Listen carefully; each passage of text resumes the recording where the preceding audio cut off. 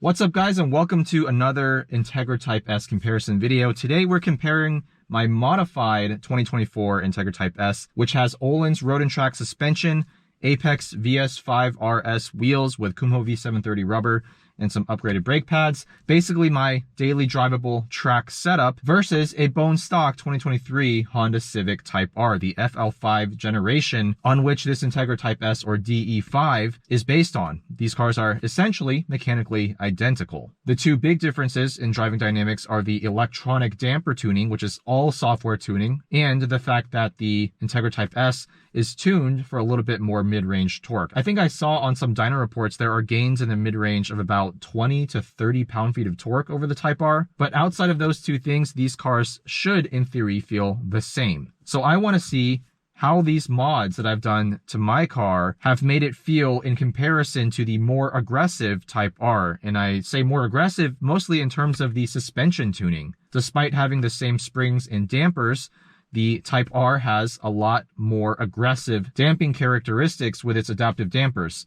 So we're now on fixed suspension, Öhlins Road and Track, 6 kilogram front spring rate, 10 kilogram in the back, compared to stock, which is 4.5, which is shared with the Civic. So I want to see, is my suspension now stiffer, or is the Civic Type R suspension stiffer on a bumpy canyon road, and which one handles better? Are the Öhlins really worth the almost $3,000 asking price? And actually, if you get the active damper cancellation kit, which you definitely should in order to prevent dash lights, pretty much $3,000. So is that money worth it? So first things first, let's go for a quick drive in my Integra Type S. 2-liter K20C1 engine, VTEC on the exhaust side, 320 horsepower, 310 pound-feet of torque. Just a touch over 3,200 pounds for the Integra, despite all the extra amenities that it has, like the ELS Studio 3D sound system, heads-up display, parking sensors, these power adjustable and heated seats, extra sound deadening. Despite all that, this car only weighs roughly 30 pounds more than the Type R. We'll put it into my individual mode. Everything in the most aggressive setting except steering and sport, because I like a little bit of a lighter steering feel. Obviously we have more mechanical tire grip with this car as well, with the V730s, a much stickier compound than the stock PS4S. From lowering the car, I gained a little bit of negative camber, so 2.2 in the front, 2.4 in the back. Auto rev match is on.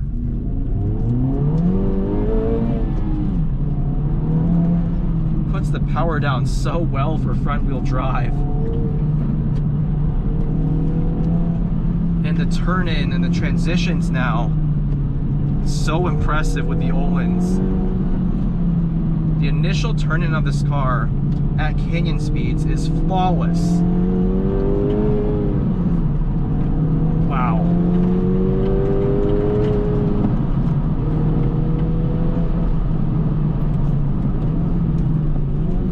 Obviously with these endless brake pads, this car stops on a dime as well. So much initial bite compared to stock.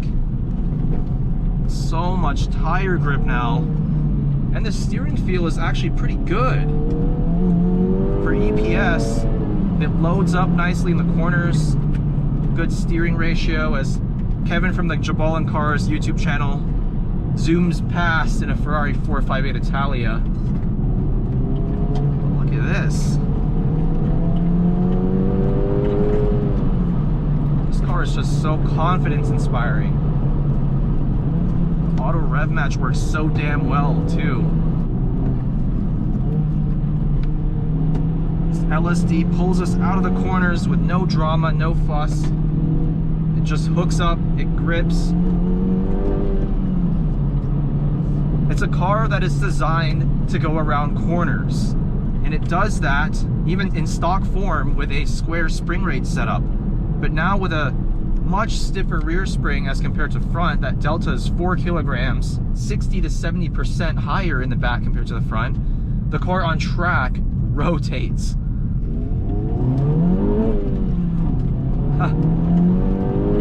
Now that rotation in the canyons doesn't translate the same way it does on track, obviously, but you still feel a difference. You can feel that the car, when you turn, the front tends to lean a little bit more, whereas the rear stays more flat. And that sensation can be felt every time you turn into a corner at high speed.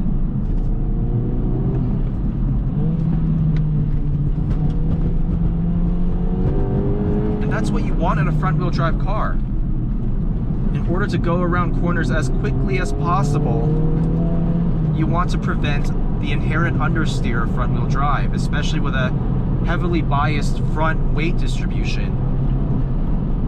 And that's what these Öhlins give me. I don't necessarily want more rear grip than the car already has. All I want is additional front grip.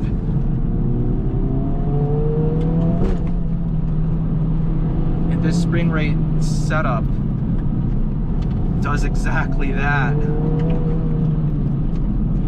There is virtually no understeer. I would say there is no understeer at canyon speeds with the way my car is now set up, and that's without any additional camber mods. Look at this. Little bit of wheel spin if I'm really aggressive in second gear, but the LSD just pulls me through. You have to manage it just a little bit. Is there a hit to daily drivability? There's a little bit, yes. If you have rear passengers, especially, they will feel a little bit of harshness going over bumps at high speed on freeways, going over expansion joints and potholes. It's not going to ride as compliantly as the stock setup in the comfort damping setting. It's just not going to happen. I don't care how good your dampers are, with a 10 kilogram spring rate out back compared to stock 4.5, and lowering the car, there is going to be some sacrifice in daily comfort.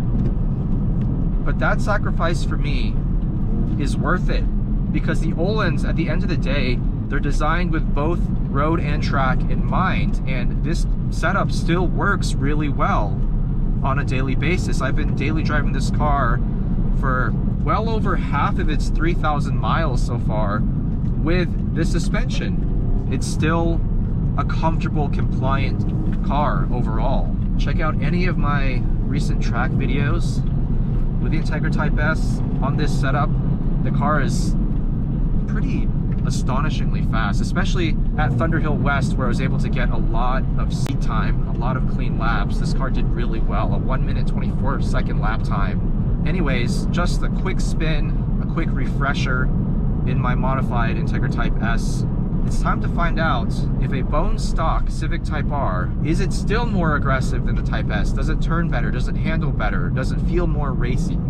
That's the question we're going to try to answer. All right, so we're now in the 2023 Honda Civic Type R. The owner, Steven, has not done a thing to this car except drive it. 7,500 miles, and I gotta say, sitting in this car for the second time after owning my Integra for so long, well, 3 to 4 months, it feels like the same car. The interior's virtually identical. Well, this part is a little bit different. In the Integra, this honeycomb design, first of all, it's a slightly different pattern, but it also doesn't extend all the way down in one sort of uniform way like this. The shift knob here is all aluminum rather than the leather wrapped aluminum of my Integra.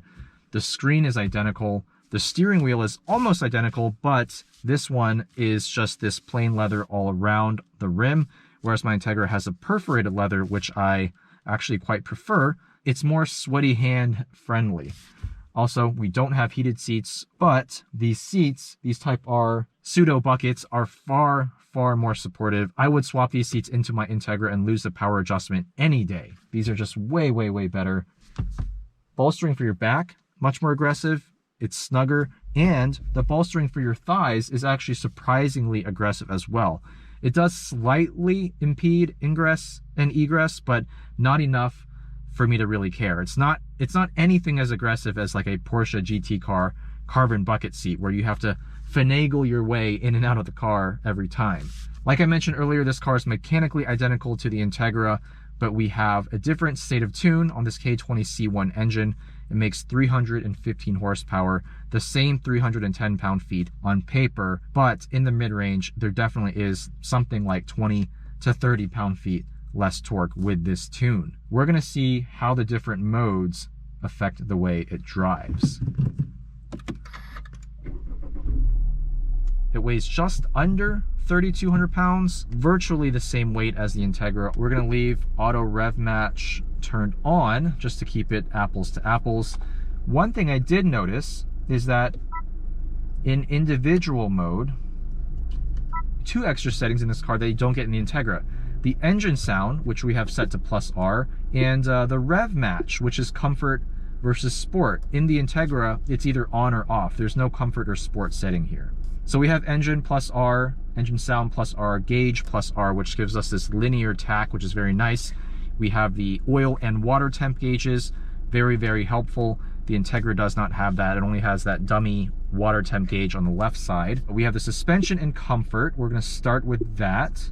We're on stock Michelin PS4S tires, 19-inch wheels versus my Apex are 18-inch, although the Integra comes with 19 inches as stock. Have the mods that I've done to my Integra made it even sharper than a stock Civic Type R, or is the Type R still the king of front-wheel drive Honda performance cars? Let's find out. Steering's in Sport, by the way, not Sport Plus. Wow, the engine sound is incredibly loud in here. Of course, it's fake. That's what the +R mode does. But it is louder than the engine sound in my Type S. It's almost annoyingly loud.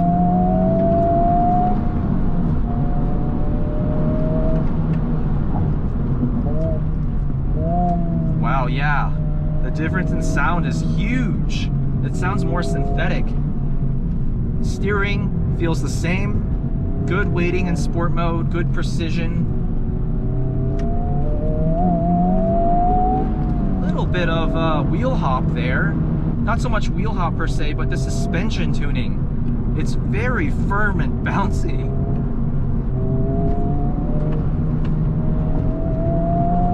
Also, the front end response doesn't seem quite as sharp.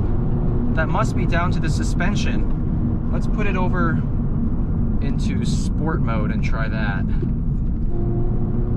Yep, it's definitely a little firmer now, a little bit more jiggly. Comfort mode was already jiggly, but sport mode takes it up a notch. Car doesn't feel any lighter. Obviously 30 pounds, not a big difference in terms of percentage. Transmission feels identical. Let's see about the straight line performance. Yeah, there's definitely a little less mid-range torque. I can feel that from around 3,000 to 4,000 RPM. There's definitely less grunt.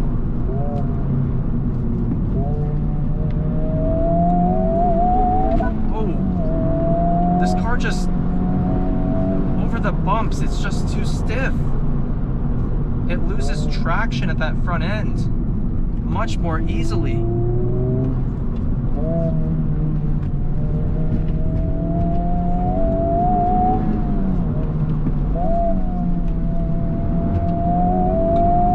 I don't sense any difference with the rev match speed of this car in sport mode versus mine, which is just on. It feels about the same. The suspension though, oh god, it's jiggly. I can't even hit the touch screen because I'm being jostled around so much. Back into comfort. Not even gonna attempt +R mode. Very sharp front end still. Great response. But my car's turn in, especially the left to right or vice versa transitions, definitely sharper. This feels like it has a little bit of slop, a little bit of a delay. It's subtle, but because I know my car so well, I can feel that difference. Ah, the suspension.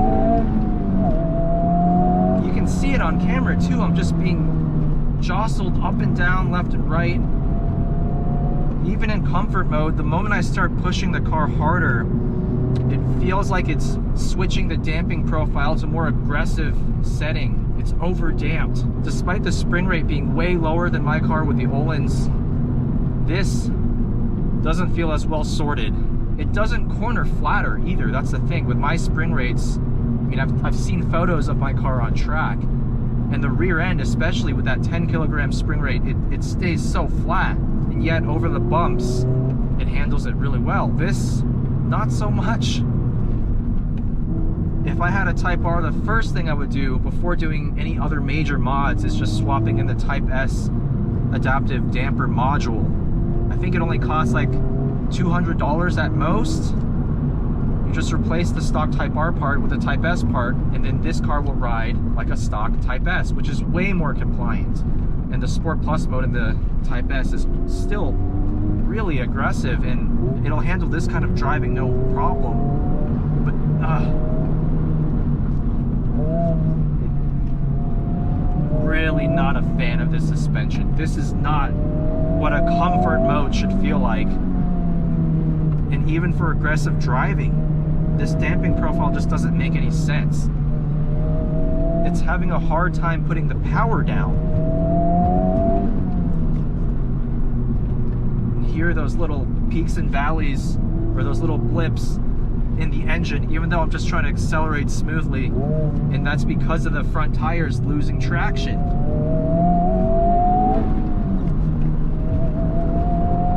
Oh wow, this is not not good.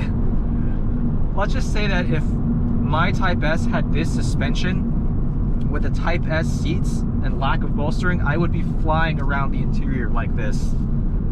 It's almost like these seats are necessary for this suspension, otherwise you would just not be able to hold yourself in. That is a bummer.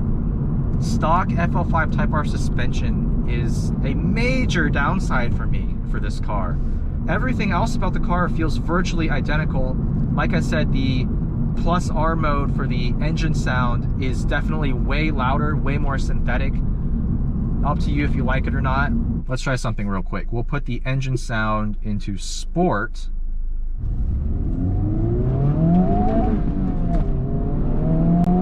Yes.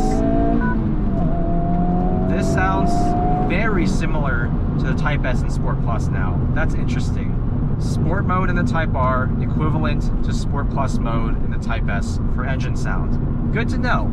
Suspension though, there's no saving it. In comfort mode, I think when you're just cruising around, it's fine. It feels supple and compliant. But the moment you start attacking corners, I think it switches something on. Like the damping profile adapts and it becomes over damped. That said, it's still such a fantastic car. And again, less than $200 fix. So don't let that scare you away from a Type R.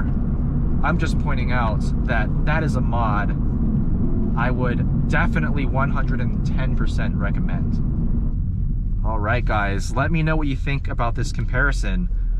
I think the way I've modified my Type S was the right way to go. Shout out to Öhlins for creating the right suspension for this car. Again, this kit that I have on my car was designed for the FL5 Type R. I'm not sure if they're planning to modify it for the Type S. I've actually given them feedback that it works great. I don't really have any major complaints, as long as the customer knows that the rear spring rate is going to make the car a little bit less compliant, a little bit more harsh than the stock Type S suspension. The Apex wheels on my car as well, combined with the V730 tires, give it an enormous amount of grip. But outside of that, the Type R is still such a phenomenal car. It is still truly the king of front wheel drive cars, this and the Type S. Love these seats. I am going to look into maybe getting a set if possible. If anyone has a Type R and they're looking to get rid of their seats, I'll even take seats from the FK8 Type R. I'm not sure if anyone's done it. I don't know how involved it is. I would hope the same rail could just be used. Let me know if you know the answer to that question in the comments down below. Big shout out to Steven again for letting me review his Boost Blue FL5 Type R. Thank you all for watching, and I will see you in the next video.